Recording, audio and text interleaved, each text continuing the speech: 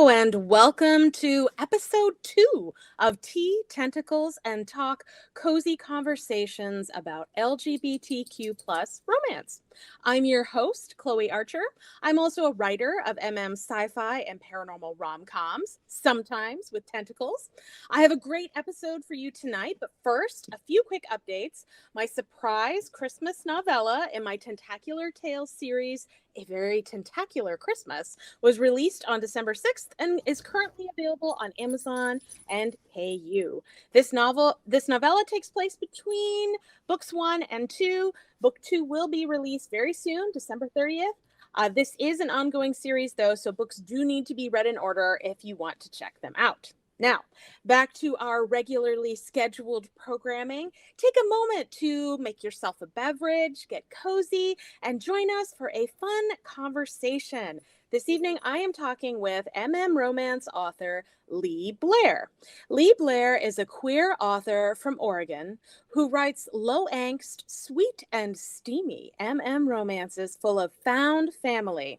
She's constantly amused by the antics of her 2 ginger cats, considers daydreaming about future trips to Scotland a part-time job, as one should, and is obsessed with Schitt's Creek to an alarming degree. Oh my God, me too. When she's not writing, she's crafting or working her day job in communications. Lee also hosts a podcast called the Low Angst Library, where she interviews authors who write romances starring characters under the LGBTQIA2S+ umbrella. So welcome, Lee. Thank you so much for coming to the podcast. How Thank are you you for today? having me. I'm good, thanks. How are you? I'm great. I always ask my guests, because this is Tea, Tentacles, and Talk, I have a beverage with me this evening. I'm a huge tea drinker. So tonight I have a toasted brown rice green Oh. tea. And it's quite lovely.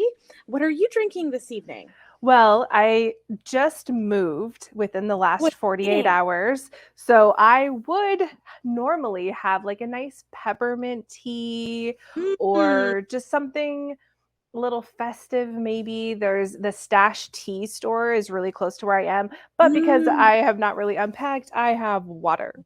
Well, So, the tried and true, right? yes. I love your Christmas earrings, by the way. Thank you. I'm feeling very Those are festive.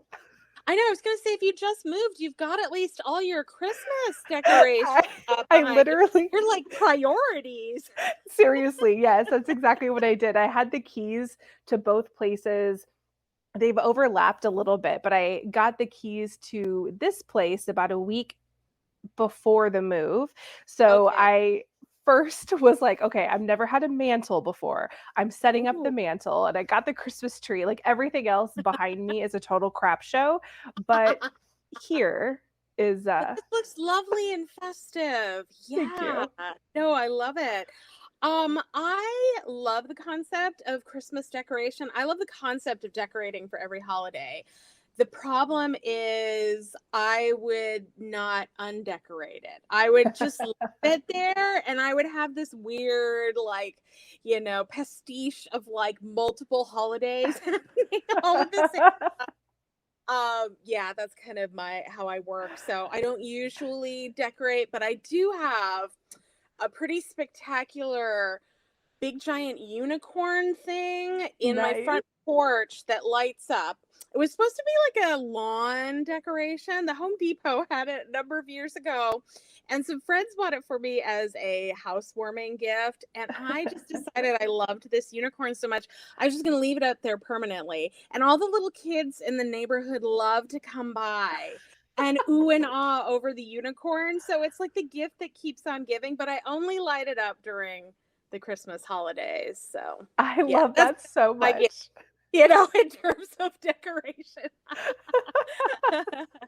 Well, I am so thrilled that you decided to join the podcast today. I have all kinds of questions for you. So writer to writer, I have to ask, when did you know you wanted to write? And when did you discover that you were actually good at it? I think that I always did some sort of writing throughout my life. Some proof that has recently come to light as my mom has been going through things at their house and just cleaning out tubs of stuff. She loves to Marco Childhood Polo me. stories. Yes. And so you'd think like, oh, little Lee would probably write really cute, sweet things that little kids should write. No, I wrote creepy, gory horse Wow. stories about just like really violent, gory things. And so she'll Marco Polo me like, oh, look, I found a little story that you wrote when you were a kid. And oh, several people died in very gory ways. My gosh. So I went from that to writing low angst romance somehow. So Well, you got that phase of your writing career out of you at an early age, and you're like, okay, I'm done. And then you're on to exactly. the lighter side of things. I like that. Yeah, it works out. I watch true crime all the time and then I read low Mhm. angst romance. So, it's just two extremes that have to balance themselves out. Yeah, I have a weird fixation on some of the true crime shows. Now, I really only like to watch the ones that have been solved. Yes, same. Like I think that's part of the enjoyment out of Yes, them. Is this yes. sense of like some type of closure or justice has happened, right? Yeah. Um, it's the ones where like they still don't have answers that I struggle with a lot more. Although I do love the Netflix unsolved mysteries. They lure me in every time. And I still leave frustrated, like, oh my gosh, they need to find out. But I live in hope that like because I grew up with the original unsolved mysteries. So like Me they would do these too. updates, right? Like after they'd aired an episode, like some months or sometimes years later, update so and so has been caught, or Yes. like there's some, so like I'm like, oh, maybe that will happen with them too. But usually I only watch the ones that have been solved. So I'm the same way. And there's a part, I listen to a lot of podcasts, true crime podcasts too. And there's a part of me that's like, I love when they focus on unsolved if it gives people an opportunity to like know about cases and give yeah. information. But then as like a media consumer, I really like the closure and the complete story and knowing that justice has been served and that families have answers and yeah, I struggle. So it's very much the two extremes. Like I really found this home with romance, but I didn't know I was going to like romance. Like that I think Mm, the writing started it was 2005 and it was the okay. year after I graduated college and I was just so tired of all of the academic reading that Mm. I was reading vampire fiction. I just loved everything vampires. I was reading all the Anne Rice vampire That was books. close to when Twilight came out, right? Like, I think it was a few years before. I remember I was on an archaeology dig in 2008 when people were telling me about Twilight. Like, you got to read Twilight. I was like, what is mm, Twilight? So I think it was, you're right, like mid 2000s when that. So I hadn't yeah. like heard of Twilight yet. And Mm. I was reading and looking back then, like Amazon used to have these user generated recommendation pages that Oh. I don't know when they went away, but I remember Googling Mm, like, what are some good vampire books? And I mm, found an Amazon list that someone had created. And it was like, if you're looking for dark and twisty, if you want vampires set in this time period or this location. And then it mm, was, if you want funny vampires, read this book. And I mm. literally never even thought about the prospect of funny vampires because Oh, I love a everything good vampire comedy. me too, and I like, now I do, but I didn't even know, like, it just hadn't been part of what I was reading. So I got one that was on the recommendation list and I'm reading it and I'm like, this is kind of romantic. And then I Googled the author in the book and it's like, and the romance author, Katie McAllister. And I was like, this is a Oh romance novel? my god. Oh my god. First paranormal rom-coms I ever read were Katie McAllister. Ah, twins. I love Katie McAllister. Okay, this is where I'm gonna geek out a little bit. Okay, so I was at Inkers Con, like I can't remember if it was this last summer or the one before, but online, and Katie McAllister was one of the people who was like attending, Yeah, this kind of year. slightly Yeah. incognito, but like she was there. And I just messaged her. I was like, oh my God, Katie McAllister, I love you so much. I've read all your books. Because I devoured them when I was a lot younger, like in my early 20s, Yeah, same. in the early 2000s. And because I didn't like a lot of the, I'm not really into angsty romance all that much. I totally I don't harsh on it for other people's love or whatever, but I just don't tend to read usually a lot of it. Selective, but I love comedy. And so when I discovered her, I devoured her. And then her and Mary Janice Davidson Yes. did an Unwed series. I was like, this is the kind of stuff I want to write Me someday. too. But eventually that turned into more of a queer version. But we can talk more about kind of how in a minute. All right, so this brings me to a perfect segue to ask you, why did you choose to write in romance? If you write in more than one kind of subgenre in how do you balance them? So after reading Katie's books and kind of starting in that trajectory, I knew that I loved romance, but it was very much male female. That was kind of what I'd been reading and what I was exposed to. Also, same thing, meant to comment about InkersCon. I was leading a chat with Katie. I just wanted to, and when she popped in to the disc, I also panicked. I was like, Katie, you know why I write romance?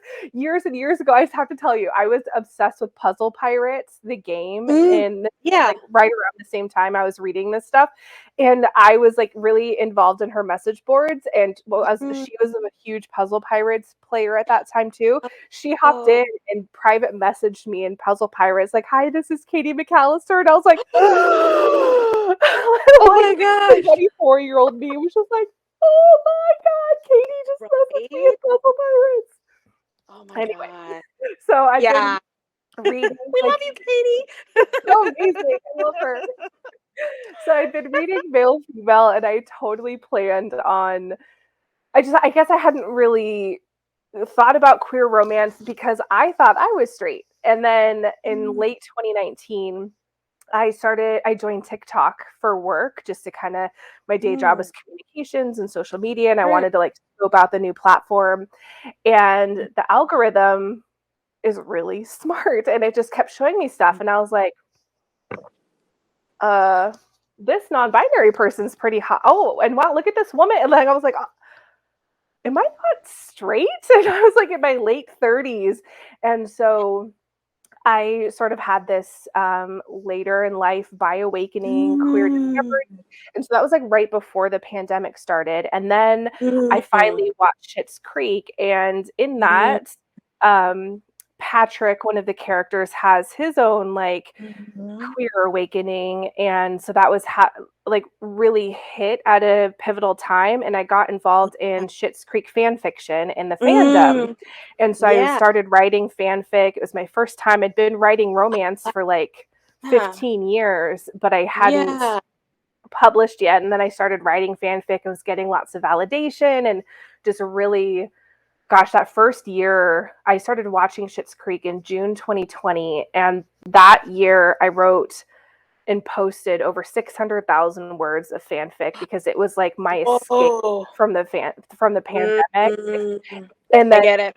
Right, in higher ed, I was working in higher ed at the time, so as the communications person for the university with a bunch of people upset about the pandemic, it was just so stressful. So I really fell in love with the fandom and writing queer romance specifically. And then that relationship in Schitt's Creek between Patrick and David, and how I really was connecting with Patrick's journey because I was on my own queer awakening. It just really lined up. And so from that point forward, it was queer romance. And I started writing male specifically because that was just with where I was and how I am, it was just feeling really comfortable. So yeah, I mean, I think that sometimes there's this erroneous kind of blanket generalization that it's all cis straight women writing and reading romance and occasionally a couple of gay men,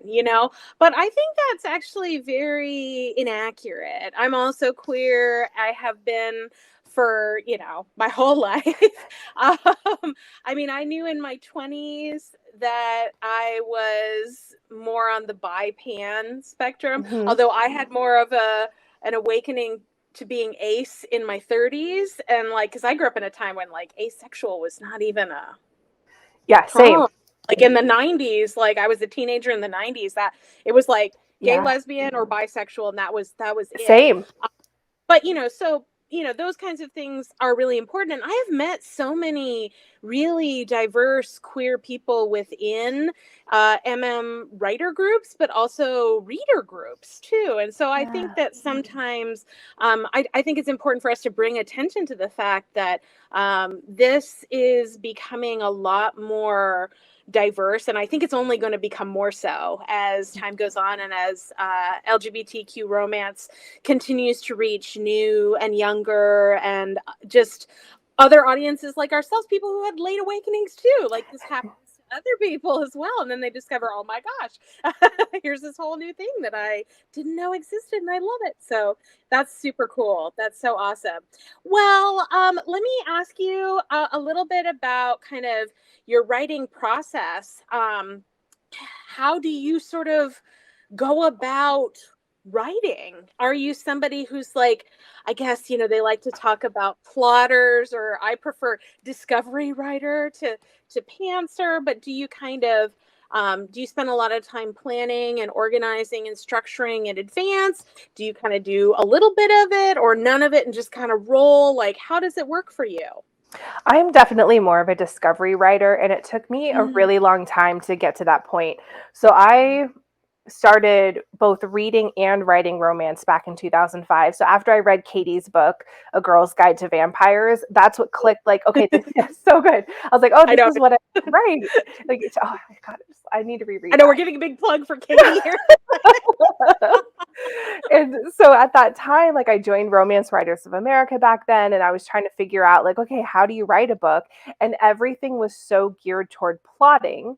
And so Yeah. I just thought, okay, that's how I have to do it. And everyone, you get those like one size fits all pieces of writerly advice. Like, you need to plot your book, you need to write every day, you need to XYZ.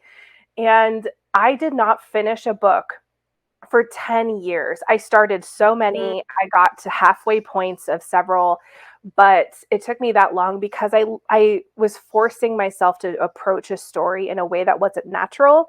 Mhm. And I've been doing a lot of work with the Clifton Strengths and with Becca Simon Yeah. Better Faster Academy for years.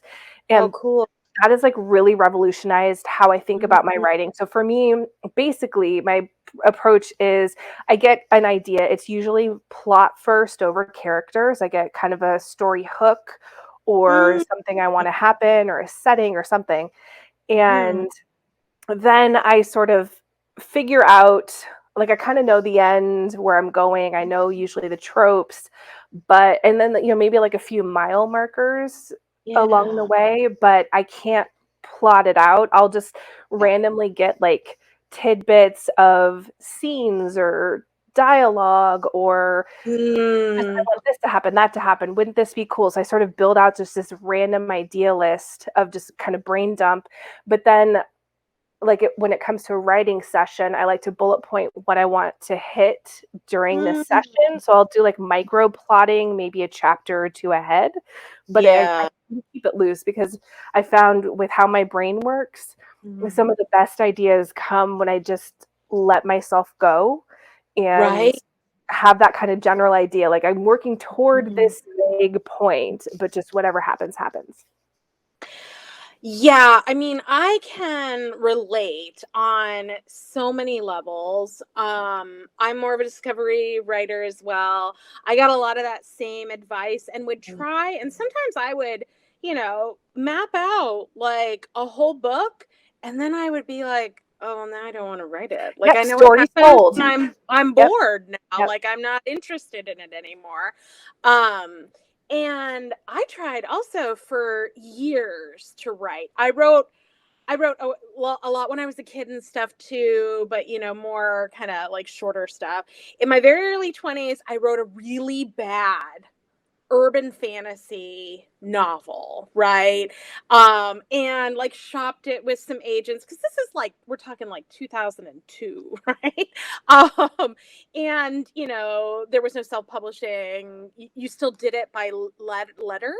Yeah. Like you had to print and mail it. And and I got some little nibbles, but it never went anywhere. And I thought, oh God, like writing must be just like, I just must not be any good. And it must be so hard to break in, right? I would try periodically. But the thing actually that was revolutionary for me was dictation. Oh, yeah. That I realized the thing that had been holding my writing back for years was my own internal like editor critic that I Yeah. can't really turn off when I type on a page.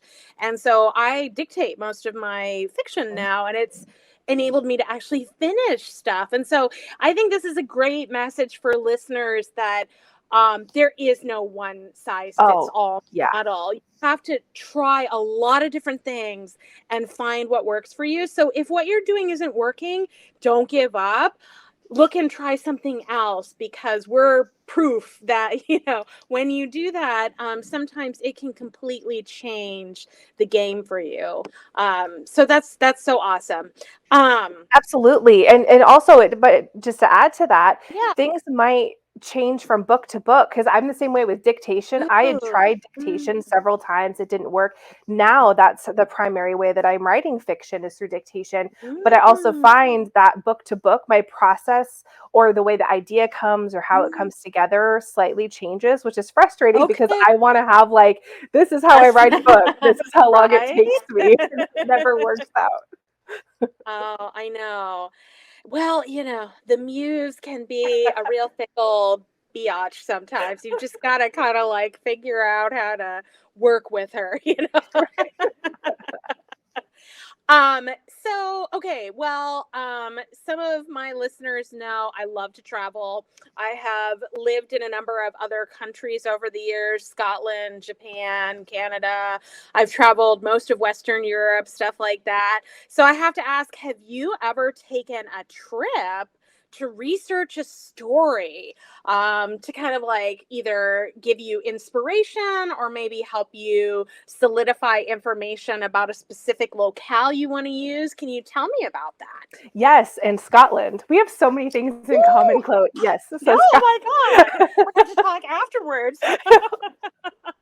I had wanted to go to Scotland like my whole life, and my real surname is Scottish, and so they're just like ever since I was a kid, there's just like that trite American like my great great great grandparents came from Scotland, so what's my clan, what's my tart, that whole thing. Um, but I just had been fascinated with the country and the beauty that I'd seen in pictures and online, and Mm. had tried for years to make it happen. And one of my friends was like, "Yeah, let's go." And so I was like, "Okay, maybe I'll get inspired for books." This was in 2015. We went Mm. for Hogmanay of 2014 and to 15. Oh yeah. It was so much fun, and so it's my first day there. We went, I think we flew out the day after Christmas or 2 days after Christmas. Mhm. And our first full day, we flew into Glasgow. And our first full day there, we decided to do a Rabbi's tour. And it was just Oh one, sure. oh God, I love Rabbi's tours. So we had booked the tour and we were like lining up in the city with a bunch of other pickups. And I was just excited to just get out and see. It was like going to take us to Oban and buy some Yeah. castles and all sorts of stuff. And this tour guide, like this, one of the trucks pulls up and this man steps off and he's wearing hiking boots and obviously a kilt. And he's got this like curly brown shoulder length hair. And like all three of us who are traveling together, our jaws just like drop and we're just like, okay. We're just like, please be our guide. Like all these different tour groups are lined up. We're please be ours, please be ours. And he was. Oh So I'm wow. sitting where we took the back row, and I'm sitting there and we're driving out of Glasgow, and I got this idea. What if an American is this is shocking. What if an American's on a tour in Scotland and falls in love with her tour guide? I don't know where I got Oh, this idea from when I'm I sitting on love it. bus with the hot guy. So I came back. I wrote the book in like a month and a half after 10 years Mm. of not being able to finish a book. I'd been writing Yeah. paranormal for that 10 years. So this was my first Mm. contemporary. And then I got into Pitch Wars in 2017 with that, and then got an agent after Mm. Pitch Wars. And so Okay. that book went on sub, like, so that inspiration, and I was kind of positioning myself writing Scottish contemporary stories, and Yeah. that trip just like changed everything for me when it came to writing. Mm. So are you technically hybrid then? Do you also publish traditionally or? I planned on it, so I wanted to go traditional first because of a few Mhm. reasons. Like at the time thought I wanted that external validation of Sure. having the agent and the editor, want my work in that way.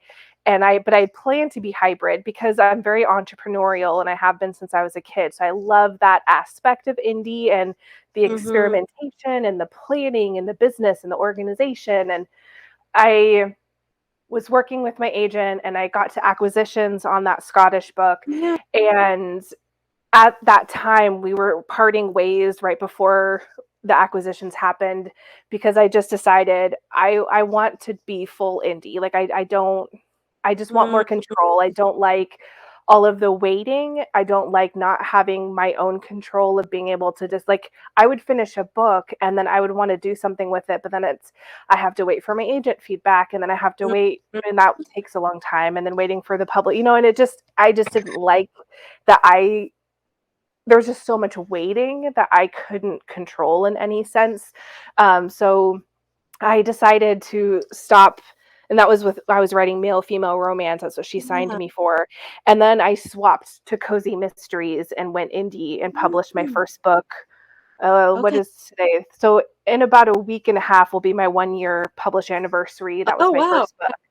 So I went indie with that and then started writing the male romance. Oh, okay. Okay, very cool. Yeah, I mean, some other time we will have to talk Scotland. I Yes. absolutely love it there. I lived there for a year. Um, Oh. I would love to go back. Yes. Okay, so if you had let's say, a grant to write any book you wanted, as something that would be free to people without having to worry about sales and that kind of stuff, what kind of story would you like to tell? Would it be MM or would it be something else?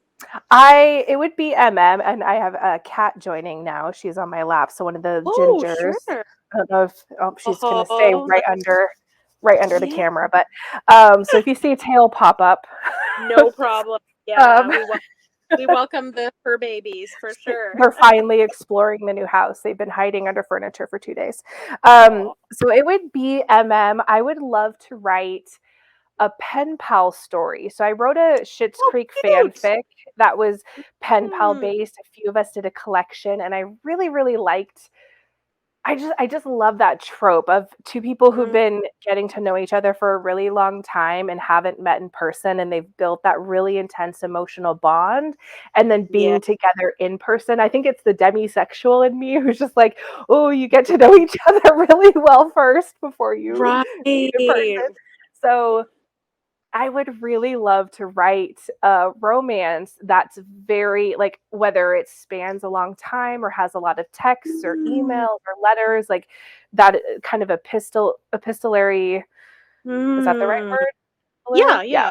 yeah. Like, That mhm. has that angle to it, but I don't think that it would work with traditional like marketing or reader expectations. So I think Yeah. that's why I might do something as a freebie like newsletter thing, Mm, but I'm a little hesitant at this yeah. stage to write a full book, but I would love to just do like a big pen pal story. I think that would be really fun. That's really cute. You could maybe like sell it as a like childhood pen pals to adult. like Yeah. pen pals, lovers, essentially, where like you could cut back and forth between, like, if the whole book was not entirely comprised of letters, right? Where you could cut back and forth between the past to the present, and you could see kind of them growing. I mean, I Yeah. think that could have appeal, because there's certainly a market for like best friends to lovers, and especially Yeah. seeing kind of from childhood to a more, adult moment when they know each other in different ways or whatever. So yeah, very cool. I love that idea. I It could love be it. fun. The marketing person in me is like, well, I could just write a whole bunch of their letters and that could be a freebie download at the Well, beginning of the book to yeah, get people I on my mean, email list. oh, I know. So you mentioned Clifton Strengths earlier. My number one Clifton strength is futuristic. So I tend to like think about like, oh, we could do this and this and this and this, like, and like 5 years out. I've got it all mapped out. Like, I don't plan what I write, but like in terms of like plotting, right? But Yeah. I will know, okay, there's going to be 10 books in this series. I vaguely know what they'll kind of be about, but that's about it. Like, yeah, yeah. You're just always living in the future. That would be Yes, you have your yes. So 2023 planner all set, and maybe your oh 2024. yeah, I mean, I'm starting to wonder, like, can I actually fit it all in 2023? I don't know. We'll see. But well, I want to make sure that we take a little bit of time to talk about your recent release, because we are fast approaching Christmas, New Year's holidays here, and so I had really wanted to talk with you because your fantastic book, 24 Dares of Christmas, is out. Can you tell us a little bit about this and kind of what were your goals and intentions with this particular book, and how well do you feel that you achieved them? Yeah. So I knew I really wanted to write a Christmas book, especially in my debut year, if possible. So a year ago, well, I really heavily started reading in 2021 after Mm, reading fanfic in 2020, and then that kind sure. of just changed things.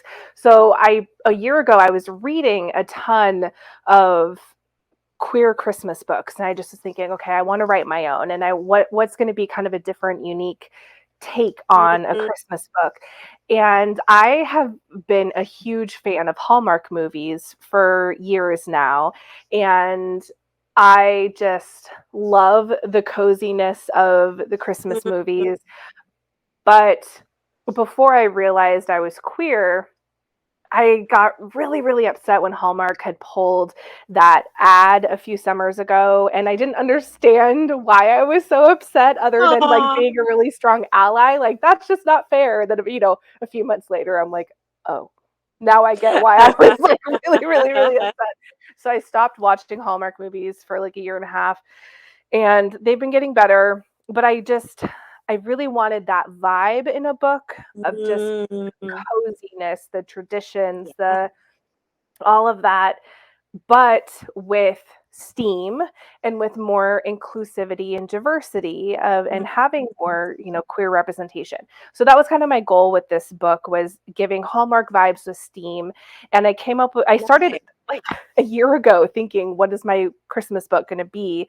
And it took me months of just kind of the back of my brain noodling on a premise. And then I was Mhm. driving home from visiting my parents one night, and I was kind of thinking, well, what if there's some sort of like competition, or I was just kind of like trying to find some sort of angle. And then and then my brain Mm. just kind of went, what if it's an advent of dares instead of days? And then I just was like, ding, ding, ding, ding. Like, that's all my brain needed. And then it was just like idea palooza. And so that's basically the premise of this book, is a kind of grinchy character. Mm. He's dog sitting for his aunt, and his aunt leaves him this childhood thing he created when he thought he was being really cute and clever in school. And they Mhm. had them like I had to do this. I had to hand make an advent calendar with felt. And so he Mm. did that, but instead of filling it with like on the first day of Christmas, whatever it was, he did dares of just silly little things. And so she Mm, left that for him to try to kind of get him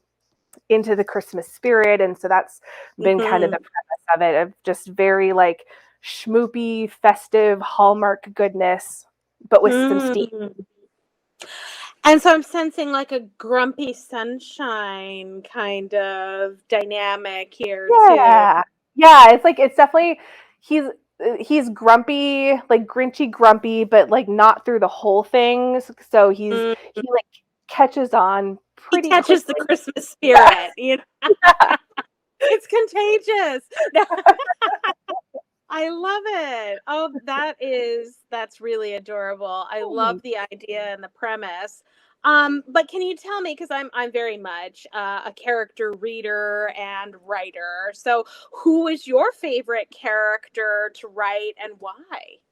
So in this book specifically, I would have to say, so one of the two main guys are Reed and Warren is like the super Christmas fan, and he Mm, comes from a family that just loves Christmas. There's my favorite scene to write was one where Warren and his family have Reed over for their annual Christmas decorating night, and there's this mm, big four kids, all close in age, and the parents do this like competition with the kids to see who gets to put the tree on the topper on the tree.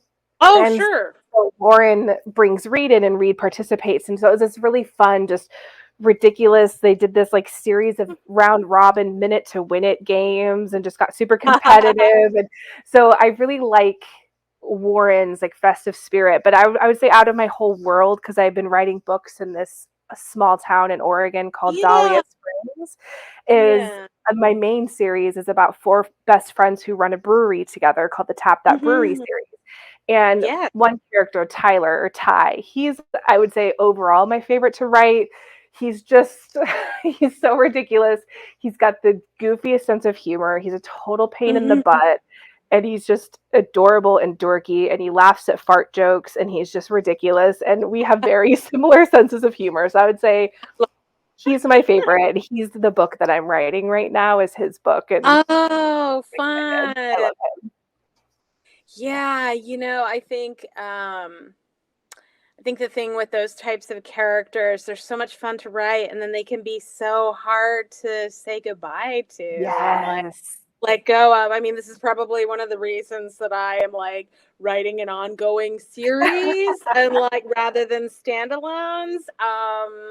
Because yeah, I just have one character who just talks nonstop in my head a lot of the time and like anyway, he's decided his story is just too grandiose. It needs to have multiple books, you know. I'm like along for the ride, but yeah, but I'll be sad when I have to say goodbye.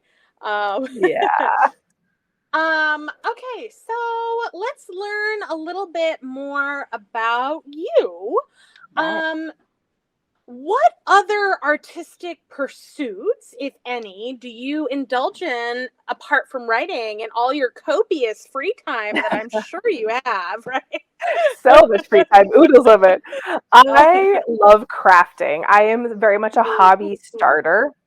I'm Mm. not always great with finishing I was gonna projects. say, wait, I feel like there's a catch here. So I feel like I start so many different crafting hobbies, or it's like the edges of artistic. What I think, I love crochet. I would say crochet is the one that Oh I just wow. always go back to. Lately, I've been crocheting a lot of phallic things. Um, my parents have been visiting me a lot because they've been helping me with my move. And so last week we're just sitting there eating dinner at my old place, and then my mom just kind of looks at my coffee table and she's like, is that a crocheted penis? And I'm like, it's a cactus penis. Yes it is, mom. And it does like a terracotta looking base, and then it's just a cactus. So That's I've been funny. crocheting stuff like that lately, and I did a reader giveaway with a sign I was and gonna ship. say, I feel like this could be swag. Yeah, I did that where So expensive. to see some at GRL this year, just so you know. Yes. I actually got an idea from someone from GRL who was crocheting chapstick holders that were Oh penises. So I yeah. found a pattern on Etsy and have been crocheting some rainbow ones to give away Gosh. for readers. I love it. Oh, I'm sure the readers will love that too. Too cute. So what are some day jobs that you have held? And have any of them impacted your writing? I mean, most of us are not, especially starting out full-time writers. It's actually quite difficult to get to a point where you can sustain yourself entirely on your writing. So many times authors have a day job and then they write on the side. But, we all have had often more than one job in this crazy world and economy that we live in. So have you had any that have been kind of sources of inspiration? Yeah, I would say so. I've been in the same day job career since college, which has been communications and public relations, social media. And that has been, I would say, more on the business side of writing than the actual like subject matter of my books. Though Yeah. in 24 Dares of Christmas, Reed, one of the characters, his day job is like marketing, communications, and social media. So I was able to use some of my ideas and experience for Oh, good. that. But Yeah, in yeah, yeah. general, I would say my career has made it so I'm not as, I don't know, intimidated by some of the marketing and social media pieces. I do coaching with authors on social media, and so a lot of the Sure. things that I hear is like, I don't know what to post about, or I don't know where to Mhm, start. I don't know what platforms to use, and my career has given me a lot of mhm. that information. So I feel like while there's a lot of aspects of publishing that are very stressful and intimidating, that piece Yeah, is one that I already come with a lot of knowledge. And so I think that that's been really yeah, helpful as a debut author is yeah. is already having a lot of knowledge and experience in that area. It's just getting myself to do it. Like it's Mhm. I could help other people and coach them on social media all day long, but when it comes time to like sit down and do my own posts, I'm just like, oh, but I do this all day. I don't want to. Right. Yeah, I know. It can be hard. I use the computer a lot in my day job, and so kind of coming back to like work on it on my writing afterwards can sometimes be difficult too, just Yeah. because you get the eye strain, you get all, especially now that I'm, years old. But like that kind of thing. But so you did mention that you do some coaching for authors. Are you like still doing this? Like, are you available? Because I can put your contact information for that in the transcript Oh, for thank anybody you. interested. Yeah, I mean, I know a fair number of authors who do sidelines either with editing or and some people do coaching and other things like that. But it seems like you really have a lot of significant professional experience using social marketing and social media kinds of stuff, where I know a lot of authors, myself included, sometimes really sort of struggle. So I think that I'd be happy to spread the word and let other people know that you are available. Thank you. One of my goals for this next year is to like put together some like easy things like just videos or like toolkits of how to figure out what to post in your social media or how to organize things and using like Yeah. project management tools. So that's on the docket for 2023 is to try to make a lot of stuff available for authors. So That's so amazing. I mean, one of the things that I am constantly and like continually amazed by is the generosity in this community. yes. I can't really speak for other writer genres or subcategories or whatever, but within like the LGBTQ plus romance community, particularly in MM, which is the main circles that I tend to be in. Although I do enjoy and read quite a bit of FF when I have time. I may write something someday, but I'm not positive. But I just have been continually amazed by how kind everyone is and how much much people are willing to share their knowledge, their wisdom, their experience, their expertise. And so I think it's really great to see authors like yourself too, really working to try to give back to others and to help others become successful in getting their writing out to share with the world, because it's a beautiful thing when we can do that. I So agree. I It's think a great a community. lot of us, yeah, I think a lot of people get held back sometimes. So yes, we lift each other up Yes. in good way. Um, okay, so I have to ask, of course, because when I was a child, funnily enough, I really wanted to be a writer. Because I used to spend all my time. I was not the kid who liked to play outside and do. I was like nose in a book, and if I wasn't reading a book, I was imagining my own stories. If I was going to play with the other kids, it was like I've created an elaborate world of our story, and you are this character, and you are that character. Right? So, and like then they'd all run off, and I'd be like, well, fine. So I have to ask you, as a child, what did you want to be when you grew up? Did you want to be a writer, or did you want to be something else? Oh, I love that story about you. That's adorable. There were a lot of different things I wanted to be as a kid. Like I remember watching Perry Mason when I was really young. Like I want to be a lawyer, and I would see like a TV show. I want to do this. I want to do that, and I really wanted to be an archaeologist after seeing Indiana Jones. I love Indiana Jones, and I started working at a university in 2005. So that was the year after I graduated college, and a couple years into that, I guess I wanted to be an archaeologist, but I never made that connection of actually trying to pursue it for a career until I was working at the university and I was editing the course catalog. And when you work Mm, there, you could take classes at yeah, 75% off. And then when you already have a bachelor's degree, you don't have to take the gen ed requirements for a second yeah. degree, so it's just so much more attainable. And I was editing the course catalog and saw that we had archaeology classes there. And so Mm, I thought, oh, I'll just take classes and get a bachelor's and maybe I'll pursue and like try to be an archaeologist. And so that was my goal. And it was actually the kind of full circle with the whole Schitt's Creek thing. I had saved that as my treat for defending my thesis for my mm, archaeology master. So in June of 2020, I defended. And then that night was when I started watching Schitt's Creek. And then that's what led me mm. to MM. And so Wow.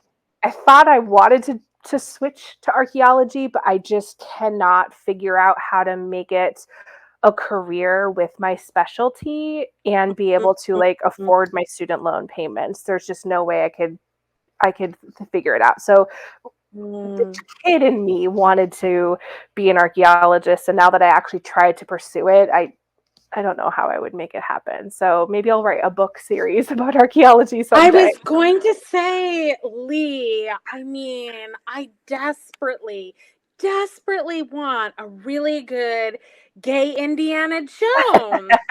And like, but maybe the sidekick is his lover instead of, and like doesn't change every movie or whatever, Right. every book or whatever. But like, I mean, come on. It would be so fun. I think there's a huge market for that. I mean, there's going to be another Indiana Jones movie coming out. The time is ripe to make this happen. Anyway, I would totally be like first in line to get a copy. So just wink, wink, nudge, nudge. I'm gonna checking in with you from time to time. So kind of like that Christmas story. Noodling in the back of your brain. Keep the gay Indiana Jones. Chloe says, "Hey, Indiana Jones." I'd love to Oh, see it. that I'd would be love to see so fun. I tried, like, back when I was writing male, it. like, straight romance, tried to write an archaeology book, and I quickly realized I could not separate the real world archaeology from what people Mm, think and mm, expect in media. And real yeah. archaeology is not compelling in a fiction, like a fast paced Mm, way. And I'm like, oh, I don't know how to like bend my own knowledge of real archaeology for fiction and fun purpose. There's got to be a way to do it. So maybe there's been enough distance from being my yeah. masters that maybe I could do Yeah. it now. Just go back and rewatch the Indiana Jones films, and then, I think Yeah. it's more about inserting the occasional accurate element. Yes, and fedoras. And yes, and a whip because, Oh, yeah. then Yeah, you bring in the BDSM readers. No, no, exactly. it appeals to wide audiences. Um, okay. All right. So time for some fun questions. I know that this evening, you are unfortunately stuck with just water, but what is your drink of choice when you're going to, I don't know, go out of an evening or sit in and relax, or what is your drink, your beverage of choice? So if I'm home and it's just like Mm. my own relax, it's actually just a boring unsweetened iced tea. But if I'm out and or if I'm celebrating, so if I'm celebrating, I love just champagne, just like a bottle of cheap champagne. Ooh, I don't classy. no orange juice, like just give me a bottle of champagne and I'm happy. Or like a Cabernet. Like if I'm out and I used to Mm. really, really, really love beer, but the older I get, like it just makes me feel more bloated. So I Oh, love girl. the Oh my God. idea. Same. Like, Same. I hit my 30s and it was like, oh, beer is not happening yeah, anymore. I miss it, especially writing about a brewery. I'm like, I want to drink all the beer, but I don't feel that way when I drink wine. So I just love like a nice red or champagne or iced tea. Well, okay, so we know what you like to drink. I'm gonna be invasive and ask you what's in your fridge right now. Let's see. So in the new fridge, I I have Mm. some odd things. I've got blueberries. Ooh. I brought up from the so I went when I was moving. I brought a few things in my fridge. We've got eggs, but I have not unpacked my pans yet. I have my prized possession, which is my collection of better than bouillon jars of like the base. So they're like my soup bases. And Yeah. I brought all of them with me. I have like 5 or 6 flavors. Important. Um, Important. Fancy Irish butter. Mm. And it's really empty. I haven't gone grocery shopping, but if you ask me this tomorrow, it would be a different story because I now Ooh. live less than 2 miles from a Trader Joe's where it used to be a Oh, you're 35-minute kidding. drive. So I am Oh, going to be filling my hour away. fridge. Oh no. So hard. I know. I love Trader Joe's, Me but too. An hour. Oh, my heart. I'm it's going to think painful. fondly of you when I go to Trader Joe's Please tomorrow and do. fill my Yeah, like fridge. indulge and be like, I ordinarily wouldn't buy this, but I should indulge for Chloe right now because Yes. she can't get any Trader Joe's. Ah. Okay, so this is another fun question that sometimes our listeners like to hear about. Of your characters in all of your books, which one would you kill, have a fling with, marry, and why? Whew, okay. That's really tough. I would say the fling would be Dom. So in my brewery series, he of the four, he is the um quiet, stern, like grumpy Mm. bossy character. Yep. So I think he would be fun, but I don't know that I would want to deal with the Dom. I don't think I have the personality to deal with the Dom on a daily basis. So I think he But would be the fling. a short-term fling would be Exactly. fun. He would be so much Okay. fun. And that's his MO as well until I write his book and I get to torture him sweetly. Oh, I can't wait. Um, I would say I would probably marry Ty, the one I was talking about earlier, that he's my favorite to write because I think Mm. we could just really get along. I just love him. And so I think because of that, I would have to Mm. kill his love interest that I'm currently writing so that Oh I no. can marry Ty, but I really love his There love you interest. go. Yeah, oh, Okay. it's tough. This makes storytelling sense for sure. Oh my goodness, I love it. Um, okay. Would you visit the future or the past if you could, and why? I don't think I would ever visit the future. That would freak me out too much. But I would love to Mm-hmm. visit the past. I would say the first place and time I would go, I don't know specifically which time, but sometime in ancient Greece.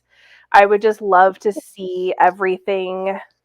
Like I would just love to see what everything looked like at the time as opposed to the ruins that we see now, the buildings Yeah. of crime, what life was like, though I do really enjoy plumbing. I think if it was a brief little jaunt, I would like that. And Right. when I was doing my the bachelor's in archaeology, I had to do a dig, and I did an archaeology dig in Rome, in southern Italy, so ancient Rome. I couldn't find one in Yeah. the specialty that was ancient Greece, but so I think I would like to go back also to the site that I worked on and Mm-hmm. see See it it kind back in of its heyday. yeah, and like the time Mm, periods that we were excavating would be really cool. And then I would love to go and visit some of the castles in Scotland that are now mhm. ruins and see what they were like, Yeah.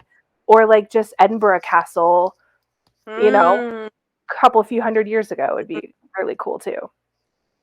Yeah, I mean that's amazing. I don't know if I could handle the smell of the Yes. past. I'll be honest, I have kind of a sensitive nose, and so all I can ever think about when I think about the past is just like how did they function in the level of filth, you Yeah, I know? think about that Like too. The plumbing, the smells, the yes. I mean, like I recently my water heater died and like I had to get it replaced and it like leaked a whole bunch of water in my basement, which was really not fun.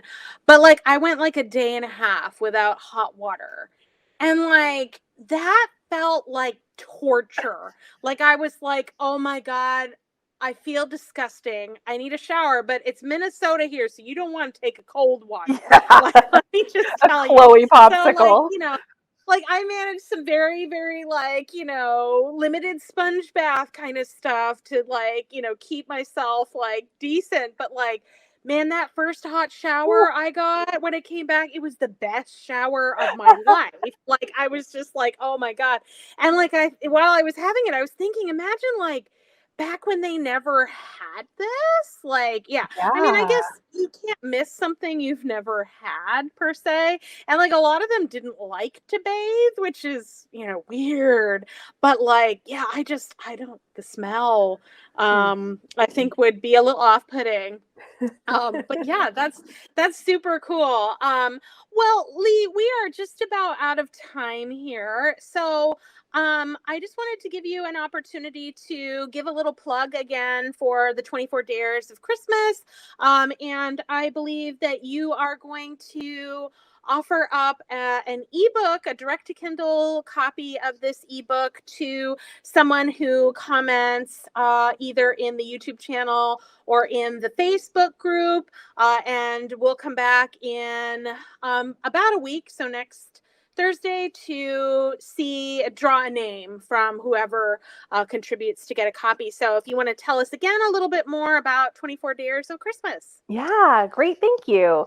So it's if you just love schmoopy small town Christmas vibes and just all the Christmas activities and just lots of sweet silliness and low angst. It's a low angst story. 24 Dares of Christmas is really fun. Awesome. Well, thank you so much, Lee. I'll be putting all of Lee's social media, website, and Amazon link information in the YouTube channel description for the episode. It'll also be on the Facebook page. I encourage you to subscribe to the YouTube channel and join the Facebook group for Tea, Tentacles, and Talk. And thank you, listeners, for taking the time to join us. Next month, I'll be sitting down to talk with romance author Megan Maslow to discuss her latest release. Until then, so long and happy holidays. Thanks for having me, Chloe. This was really fun.